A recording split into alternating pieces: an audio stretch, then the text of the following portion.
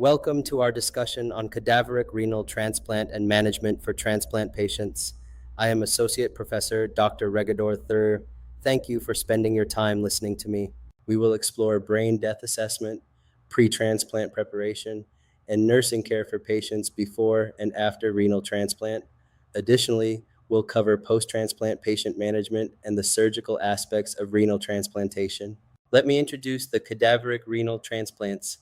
This involves implanting a kidney from a deceased donor, with management focusing on lifelong monitoring, immunosuppressive therapy, infection prevention, and early rejection detection to ensure graft survival and patient well being.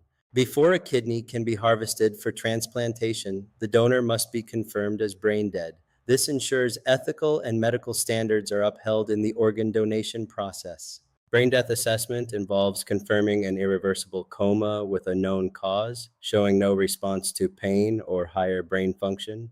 Key indicators include absence of brainstem reflexes, such as fixed dilated pupils and no gag reflex. A positive apnea test indicating no spontaneous breathing despite high carbon dioxide levels confirms loss of respiratory drive.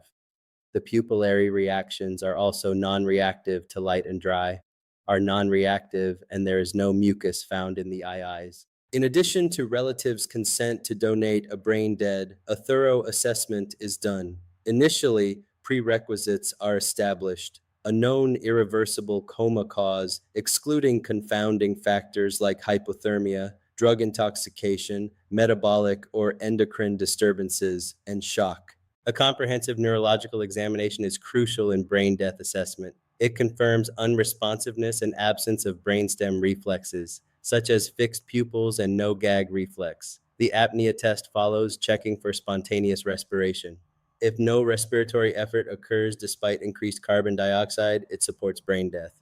If clinical exam results are uncertain, ancillary tests like electroencephalogram or cerebral blood flow studies confirm brain death. This assessment follows strict legal and institutional protocols, often needing confirmation by multiple qualified physicians. Pre-transplant preparation. We'll explore how patients are prepared both physically and psychologically before undergoing a kidney transplantation procedure. A comprehensive medical evaluation is crucial before a kidney transplant. This includes blood tests, tissue typing, and cross-matching to ensure donor compatibility and minimize rejection risk. Optimizing patient condition is crucial before transplantation. This involves controlling blood pressure, correcting anemia, managing fluid and electrolyte balance, and treating any existing infections. These steps ensure the patient is in the best possible health for the procedure. Educating patients about the transplant procedure is crucial. They must understand lifelong immunosuppressive therapy and necessary post-transplant lifestyle changes. Psychological preparation is also essential to ensure they are mentally ready for the journey ahead.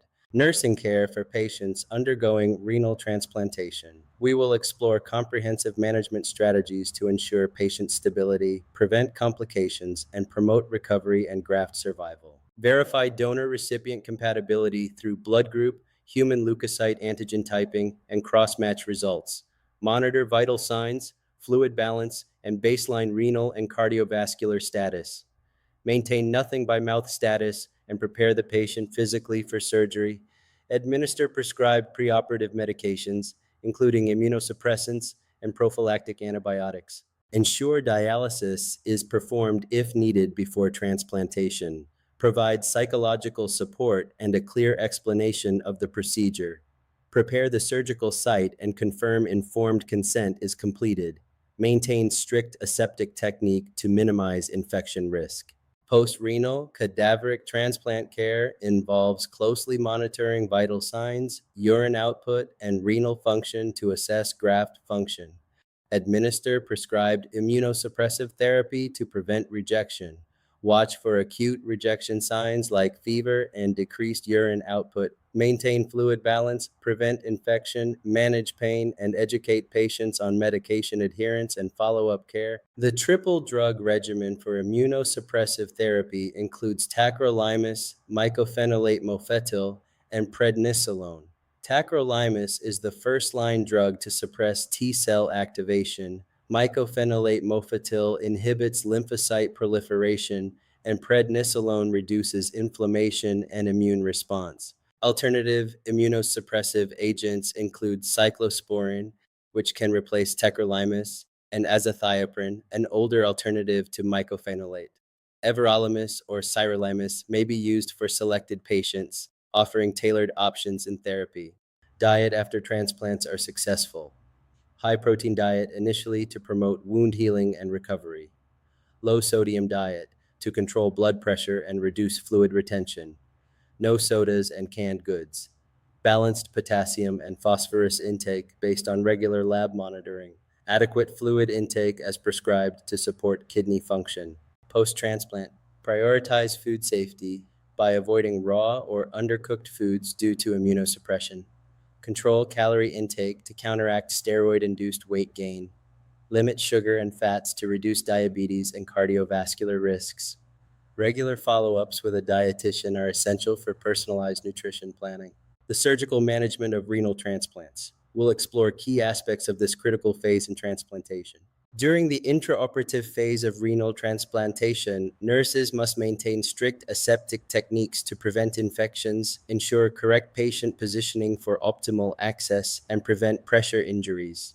Continuous monitoring of vital signs in collaboration with the anesthesia team is crucial, along with preparing and handling sterile instruments and transplant supplies. During the intraoperative phase of renal transplantation, nurses assist in graft handling to minimize ischemia time, document fluids and outputs post reperfusion, ensure immunosuppressive and emergency medications are ready, and maintain patient safety by counting instruments, swabs, and needles before closure. Read these references: KDIGO's 2020 guidelines and Thomas's 2022 edition on renal nursing, and World Health Organization's 2023 guidelines on transplantation safety and ethics.